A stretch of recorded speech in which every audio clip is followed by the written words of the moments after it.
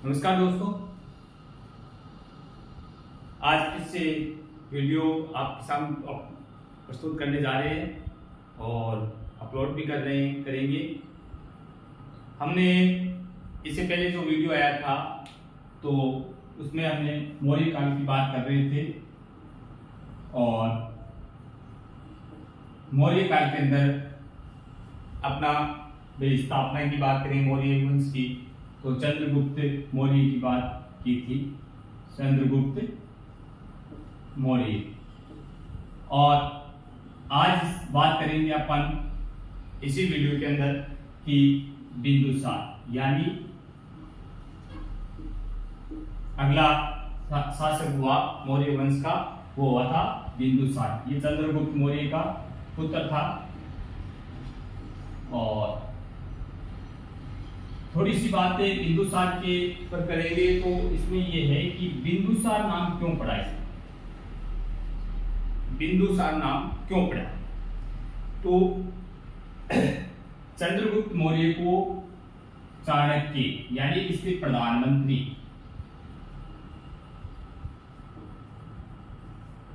चाणक्य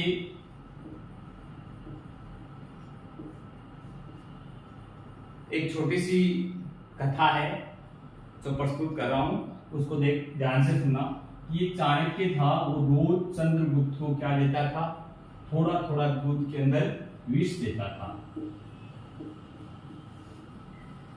यानी कोई पहले विष कन्याएं होती थी जिनके अंदर बहुत अधिक जहर होता था और वो अगर किसी को काट ले या किसी को डक मार दे तो उसकी वजह से मृत्यु हो जाती थी व्यक्ति की।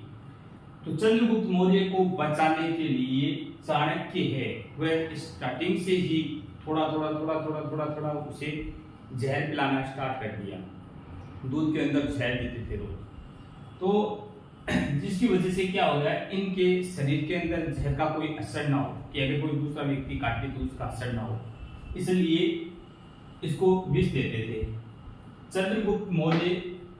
और एक दिन क्या हुआ कि जब ये बिंदुसार उसकी पत्नी के कोख में पड़ रहा था, तो जब दूध लेके आए शाम को समय, रात के समय में जब दूध लेके आए तो बोला कि आप रोज दूध पीते रहो, मैं पी लेती हूँ आज। तो ये विष वाला दूध है वो चंद्रगुप्त की पत्नी पी लेती है। और जब ये बात चाणक्य को पता चलती है तो चाणक्य तुरंत आता है और आके फिर यानी इस बच्चे का जन्म होता है बिंदुसार का, लेकिन उस जहर का असर ये हो जाता है कि उसके पूरे शरीर पे बिंदु से बिंदु बन जाते हैं, इसलिए इसका नाम पड़ा बिंदुसार। और पहली बात यानी पहला ये है कि सिजेरियन जो ऑपरेशन के द्वारा, कहते हैं ना ऑपरेशन, है ना, ऑपरेशन के द्वारा जो ये बच्चा हुआ था। तो पहली बार ये सिजेरियन के द्वारा बिंदुसार हुआ था। तो ऑपरेशन का उल्लेख है वो उस समय का मिलता है कि ऑपरेशन के द्वारा भी बच्चे होते थे। तो और उसमें इसलिए बिंदुसार की माता को तो नहीं बचा पाए थे, लेकिन बिंदुसार को बचा लिया था, तो इसका नाम बिंदुसार पड़ा। अब आज अपन बात करते हैं बिंदुसार के शासन की। तो ये 291 ईसा पूर्व के अंदर राजा बना था और 291 से लेके 272 ईसा पूर्व तक ये राजा रहा था, यानी शासन किया था इन्होंने।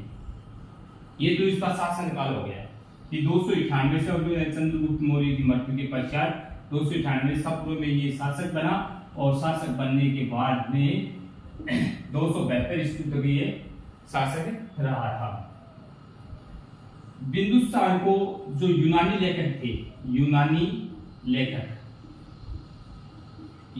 लेखक है वो बिंदुसार को कहते थे एमिथ्रोचेट्स।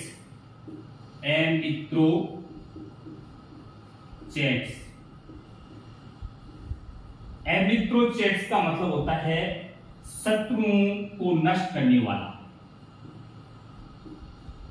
शत्रुओं को नष्ट करने वाला। एमिथ्रोचेट्स का मतलब होता है शत्रुओं को नष्ट करने वाला।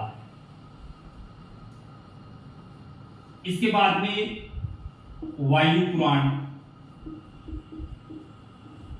वायु पुराण के अंदर बिंदुसार को भद्रसार कहा है। भद्रसार यानी वायु पुराण के अंदर बिंदुसार का नाम मिलता है भद्रसार। यूनानी लेखक है वो इसे क्या कहते हैं? एमिथ्रोचेट्स। एमिथ्रोचेट्स का मतलब क्या होता है? शत्रुओं को नष्ट करने वाला। इसके बाद में जैन ग्रंथ है, जैन ग्रंथ, और जैन ग्रंथ के अंदर बिंदुसार को शीर्षसेन कहा गया है। शीर्षसेन क्या कहा गया है? जैन ग्रंथों में बिंदुसार को शीर्षसेन कहा गया है। तो ये तो थी बिंदुसार की ये मुख्य बात कि यूनानी लेखक है वो बिंदुसार को एमिथ्रोचेट्स के नाम से पुकारते थे। वायु पुराण है उसमें बिंदुसार को भद्रसार कहा गया है, और जैन ग्रंथों में बिंदुसार का नाम शीर्षसेन के रूप में मिला है। तो इसके बाद में जो आचार्य चाणक्य थे, आचार्य चाणक्य वो बिंदुसार के भी प्रधानमंत्री थे, यानी बिंदुसार के दरबार में भी प्रधानमंत्री थे। पहले चंद्रगुप्त के थे, उसके बाद में जब बिंदुसार राजा बना तो बिंदुसार के भी। अब रही बात बिंदुसार के समय दिव्य अवदान के अनुसार, दिव्य अवदान के अनुसार, दिव्य अवदान के अनुसार तक्षशिला में बिंदुसार के समय 2 विद्रोह हुए थे।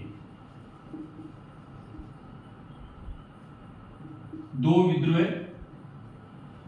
हुए, यानी दिव्य अवदान के अनुसार बिंदुसार के समय जो तक्षशिला थी उस तक्षशिला में 2 विद्रोह हुए।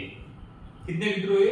2 विद्रोह हुए, और जिनको इन दोनों विद्रोहों को दबाने के लिए, इन दोनों विद्रोहों को दबाने के लिए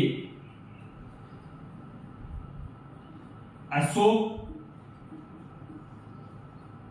और दूसरा सुशील,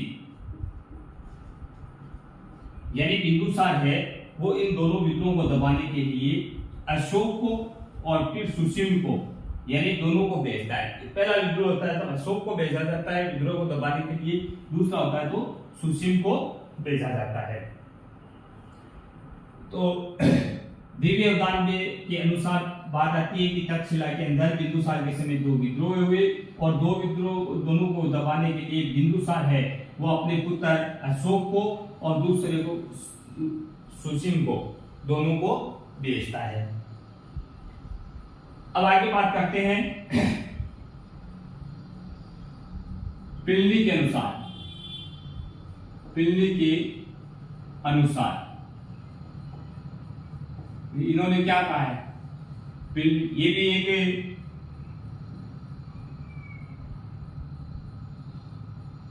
बिंदुसार के दरबार में, यानी प्लिनी के अनुसार बिंदुसार के दरबार में डियोनिसियस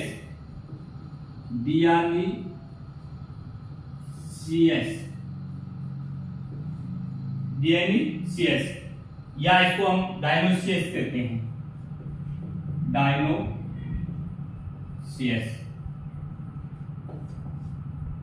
डियोनिसियस या डायनोसियस, यानी प्लिनी के अनुसार बिंदुसार के दरबार के अंदर डायनोसियस नामक ये मिस्र का राजा था, नरेश, मिस्र का नरेश था। नरेश का मतलब होता है राजा, जिसका नाम था टोलमी सेकंड, टोलमी सेकंड, जो राजदूत भेजा था। यानी मिस्र के राजा टोलमी सेकंड ने डायनोसियस नामक एक राजदूत को बिंदुसार के दरबार में भेजा था।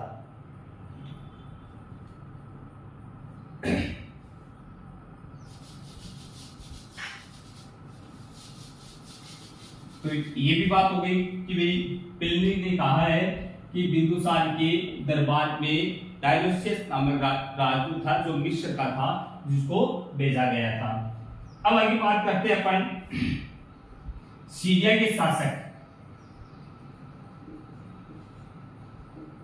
सीरिया के शासक की। भाई सीरिया का जो शासक था, राजा था, जिसका नाम था एंटियोकस फर्स्ट, एंटियोकस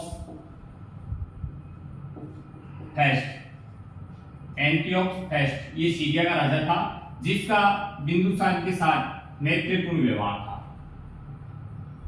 मैत्रीपूर्ण व्यवहार था। और सीरिया का शासक एंटियोकस फर्स्ट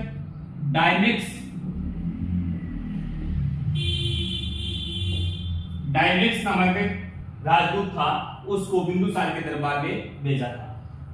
डायमेक्स नामक राजदूत को बिंदुसार के दरबार में भेजा था। बिंदुसार ने सीरिया के जो राजा था उससे 3 चीजें मांगी थी, यानी एंटियोकस प्रथम से 3 चीजें मांगी थी। पहली मीठी मदिरा, मीठी मदिरा। दूसरी वस्तु मांगी थी सूखी अंजीर,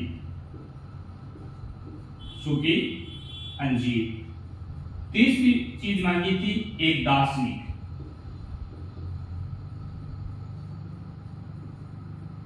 तो सीरिया का जो राजा था एंटियोकस प्रथम, वो उसने कहा कि ये भेज दूंगा मैं मीठी मदिरा और सूखी अंजीर, ये दोनों चीजें भेज दी।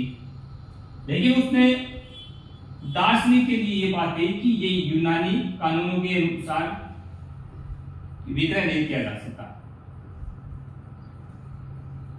कानूनों के अनुसार विक्रय नहीं किया जा सकता। तो दार्शनिक को नहीं भेजा था उन्होंने। राजदूत जरूर आया था, दार्शनिक चीज अलग होती है, वो राजदूत है। तो डायमेक्स नामक राजदूत को भेजा था। बीच में एक बात अपने आई थी, वो जो प्लिनी के अनुसार बिंदुसार के दरबार में जो डायोनिसियस नामक राजदूत भेजा था, डायनोसियस, वो वापिस देख लेना एक बार, इसको मैं वापिस बताऊं। डायोनिसियस ये मिस्र का था राजा, मिस्र का राजा था टॉलमी सेकंड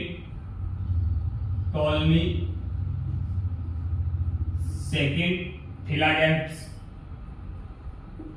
पूरा नाम है फिलाडेल्फस। तो टॉलमी सेकंड फिलाडेल्फस का द्वारा भेजा गया था बिंदुसार के दरबार में डायोनिसियस नामक राजदूत। तो ये वापिस एक बार में बताना चाहता हूं आपको। भाई कहा जाता है, ये नोट लगा के लिख लो, ये बात से कैसे लिख लो कि महावंश के अनुसार, महावंश के अनुसार बिंदुसार के 100 पुत्र थे, बिंदुसार के 100 पुत्र थे। ये बात किसने लिखी? महावंश के अनुसार बिंदुसार के 100 पुत्र थे, जिसमें सबसे बड़ा पुत्र था, सबसे बड़ा पुत्र जिसका नाम था सुमन, सबसे बड़ा पुत्र था जिसका नाम था सुमन। चलो एक बार फिर इसी टॉपिक पे आ जाते हैं, पूरा एकदम क्लियर कर लेते हैं।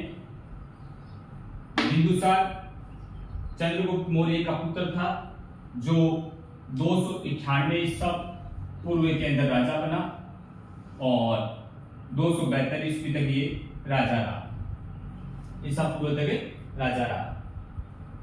बिंदुसार को यूनानी लेखक है वो एमिथ्रोसेट्स कहते हैं, शत्रुओं को नष्ट करने वाला। एमिथ्रोसेट्स का अर्थ होता है शत्रुओं को नष्ट करने वाला।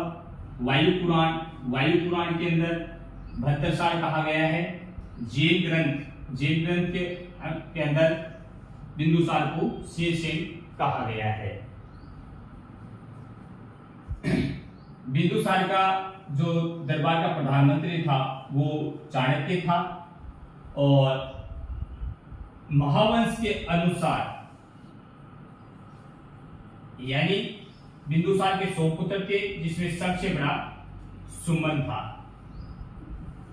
दिव्य अवदान के अनुसार बिंदुसार के दरबार के अंदर तक्षशिला में 2 विद्रोह हुए, जिसको दोनों को दबाने के लिए पहले अशोक को भेजा गया था, और दूसरा विद्रोह है उसको दबाने के लिए सुशील को भेजा गया था। नेक्स्ट बात आती है कि मिस्र का नरेश था या राजा था टोलमी सेकंड फिलाडेल्फ, जिसने डायनोसियस नामक राजदूत को बिंदुसार के दरबार में भेजा था। नेक्स्ट बात आती है सीरिया के शासक की। सीरिया का राजा था एंटियोकस फेस्ट, जिसने डायनेक्स नामक राजदूत को बिंदुसार के दरबार में भेजा था। बिंदुसार ने एंटियोकस फेस्ट से यानी सीरिया के राजा से 3 चीजों की मांग की थी, एक मीठी मदिरा की, दूसरी सूखी अंजीर की, और तीसरी एक दार्शनिक की। तो एंटियोकस ने मीठी मदिरा भी भेज दी, सूखी अंजीर भी भेज दी, लेकिन दार्शनिक को नहीं भेजा, क्योंकि यूनानी कानूनों के अनुसार इनका विक्रय नहीं किया जाता था। तो ये था अपना आज का टॉपिक बिंदुसार, और आप सभी से मेरा अनुरोध है कि आप अपने वीडियो को लाइक सब्सक्राइब जरूर करते रहिए, और जल्द ही नेक्स्ट वीडियो आपके सामने आने वाला है, इसी टॉपिक से चलेगा और उसके बारे में हम चर्चा करेंगे। लेकिन भूलिएगा नहीं, लाइक और सब्सक्राइब जरूर करिएगा। धन्यवाद।